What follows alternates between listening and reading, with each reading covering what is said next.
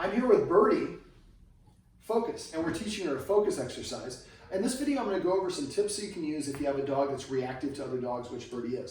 So first thing we're going to do is teach her how to focus. So I have a handful of treats in this hand, one treat in this hand. I'm sitting with shoulder width apart. I want the dog's head between my knees. Now I'm going to watch the dog intently. She already knows how to do this. We practiced a little bit before the video. So I'm going to take my hands and make them look uniform and put them down here. I'm watching her eyes. As soon as she looks at me, I raise my nose, focus, and then put it in her mouth and say the word focus. Now her guardian has already shown her this, so she's pretty good at this. Focus. When you do it, make sure you raise it straight to your nose and then go straight to her mouth. Focus. Now if you notice there, I didn't twist my wrist. I'll twist my wrist and show the mistake a lot of people make. So let's do that again. See where she's looking? So you didn't do that, but a lot of people, when they do that, well, they'll turn their head to their wrist. So just keep your palm facing the dog the whole time. Focus. And make sure it's a straight line from your nose to her mouth, and don't delay. So because she knows this, you're going to go a little bit faster than most people. Usually I do 1 second, 1 second, focus for all 12 treats. And practice this in different parts inside your house. So that's the first stage. And we're doing watch her eyes intently. If you're having a conversation with somebody else, talk to them, but don't look away. And eventually you want to get to the point where you can do it like, see how she's focused and dialed in? Focus. You want to get to about 15-second focus. All right, so once you get to the point where you can do all 12 treats and she'll stare at you straight on for 15 seconds in different parts of your house, the next stage is when we make it more difficult, we practice outside. Now, she has some problems with reactivity outside. So if we go outside, now it's a little bit, you hear a baby crying, there might be stuff in the alley or the neighbors going on, so it's harder. So we would go back to the 1 second, 1 second. So we go here, 1, 1, focus. Maybe for 3 or 4 treats, then I go to 1 second, 2 seconds. But the one to your nose is always 1 second. The last stage you would do is when you're walking. I'd like you to find a time to walk her or a place where you can walk her where there's no dogs or no people around.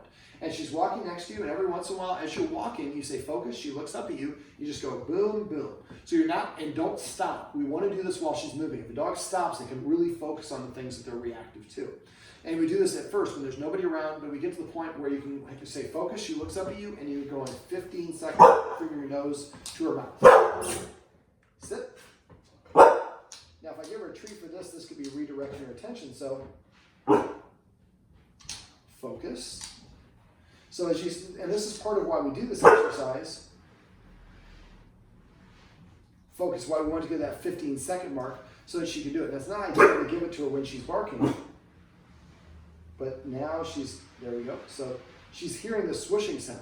And I'm going to go over a counter conditioning exercise with the guardians off camera about this. All right, so this is the first stage of it. We want to get to the point where you can have her walking, and for 15 seconds, she'll look up at you as you continue walking and not looking at what she's going towards.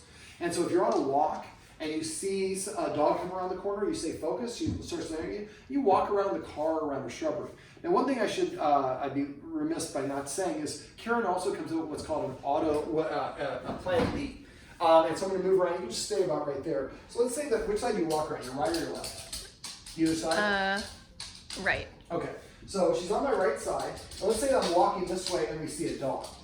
Now what I do is that without a leash. Come here. So I see a dog before she does, I'm going to turn like this, and then say turn. So when you're walking her, there's nobody around, every once in a while, and have the treat here. Let me show you one more time. So you want to have the treat, so she's going to have a leash that's a little bit different than this. So watch, can you see my feet in the video? So as I'm walking, I'm turning, see my foot is almost this way, and I'm holding the treat here. So that causes her to turn, and I release the treat and say turn, then we're gonna walk this way. So if you catch somebody that comes around out of a shrub or around the corner real quick and you're not ready for it, you want her to just say turn, and she's just turning with you, and then you can reach and pull the treat out. So you wanna practice that when there's no dogs around at first, so that she's relaxed and comfortable enough to do it. Okay, now this is how we're gonna use this as a practical application. So we're near Venice, and I'm going to describe it in Venice, but you can do it anywhere. What you want to find is a place where you have kind of a triangular field of vision. And at the Venice boardwalk, we have all in between the streets that lead up to it. If you're back on the street, and let's say the boardwalk is here, and I move far enough away, it creates a little bit of this triangle. So the dog can only see people as they come into the opening at the end of the street.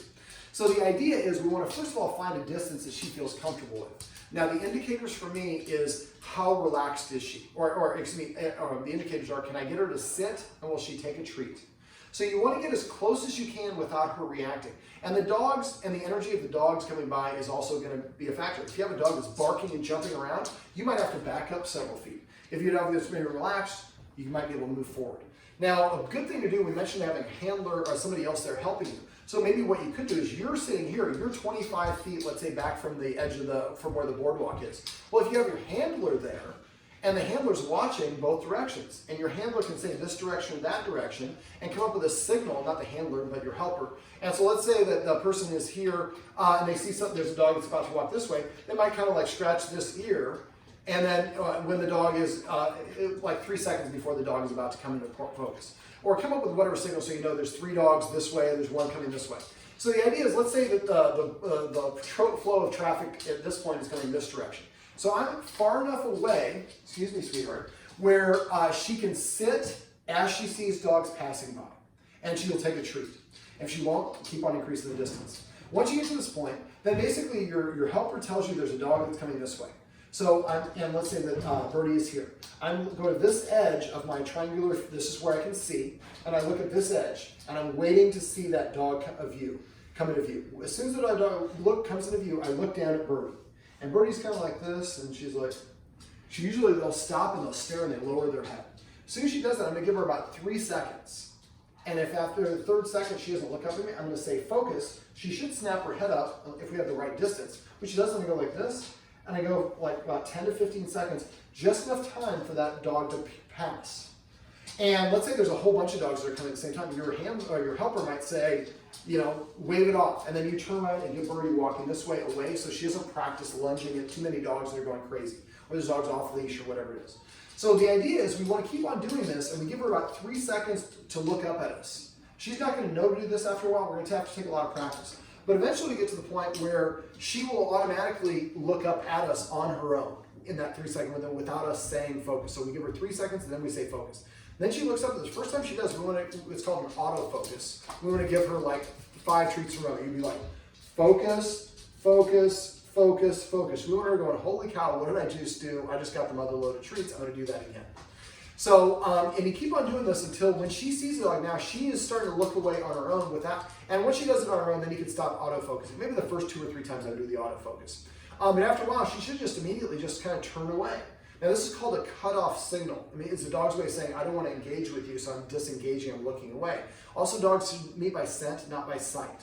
So we're teaching her by creating an operant conditioning exercise where she turns away on her own. At first, we kind of help her practice it by giving the focus command, but the goal is eventually she looks away on her own.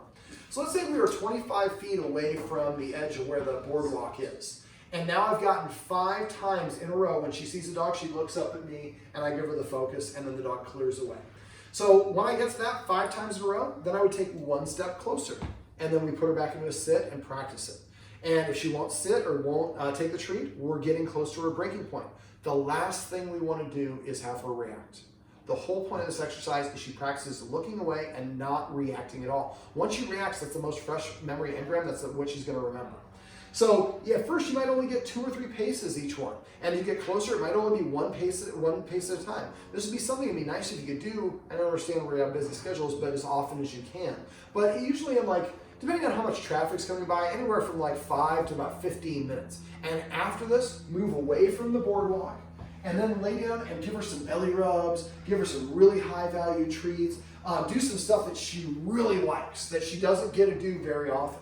So the idea is we do this exercise, and after this exercise, man, I get this best one-on-one time with my guardian. She's rubbing my belly. I'm feeling so good. That's the dessert for the exercise. And eventually it gets to the point where the street is right here, and the dogs are walking by, and she's just immediately looking away. Now, this is teaching her to look away on her own. And if she, when you get to this point, if then a dog tries to come up towards her, front facing is confrontational. So if you want to meet a dog, once she gets to the point where she can be comfortable enough with them, then what you'd like to do is when you see a dog that's coming by that has a pretty calm energy that's walking next to its guardian, it does not have a prong collar or a shock collar, it just looks like it's pretty, the energy's nice, and the dog is nice and relaxed, you would want to do what we call parallel walking. So that dog's walking here, we're going to walk side by side, but we're going to increase as much distance between us as we need to where she feels comfortable. Dogs process things by literally moving forward. So the more experiences we get walking with another dog, it's an easier version of the interaction. I see the dog, I smell the dog, I can hear the dog, but we didn't have to interact. The dog didn't sniff my butt, I didn't have to sniff their butt, I didn't have to snarl, any of those things. So the idea is, and sometimes when we do this, we parallel walk like I kind of show you like this. We gradually do it as an angle. You try to get them closer and closer. We'd like to have person, dog, dog, person. But sometimes you might have to have the dogs on the outside at first. We vary it up based on where she's at. One last little tip about dogs with dog aggression problems. We see our dog bare its teeth or growl, or the hackles go up its teeth, fur, they snap or air bite. These are all warnings. And if we're uncomfortable with something, we have different human ways of communicating. Please stop, we walk away, you're scaring me, different things along those lines. We interpret that because we understand English. To dogs, baring teeth is not aggression. Growling is not aggression. Snapping is not aggression. We talked earlier about somebody touching you inappropriately. Somebody's going to try to do it. You're going to raise the level of your retort until you accomplish what you're looking for. And at first it'll be like, please don't do that, but eventually if they're trying to put their hands on you, you might pull out a taser or whatever, or karate chop them, or whatever it is that you have the capability of doing. If somebody was trying to do that and you're uncomfortable, and then the police officer said, no, you're in trouble, well, it's my body. I'm allowed to do with my body what I want. If she feels like she's punished or corrected for growling or snapping, she'll say, that's fine, I'll just go straight to a bite. And that's the last thing. We like it when dogs growl or bare their teeth because they're saying, I'm uncomfortable. And then what we do is we say, focus, and we turn and walk away. And we increase the distance between the dog and whatever it is. The dog's going to need help. It's not going to know that to do that. It's going to want to just front face and make you run away. Well, the more that we get her turning her head away, we do the focus exercise, and then when she looks up, they're gone. So now I have a magic power. I just turn my head and my problems go away. Wouldn't that be awesome if that was life? Well, we're going to try to set it up for Birdie. Well, this is my friend Birdie, and these are some tips and tricks you can use if you have a dog that's reactive to other dogs.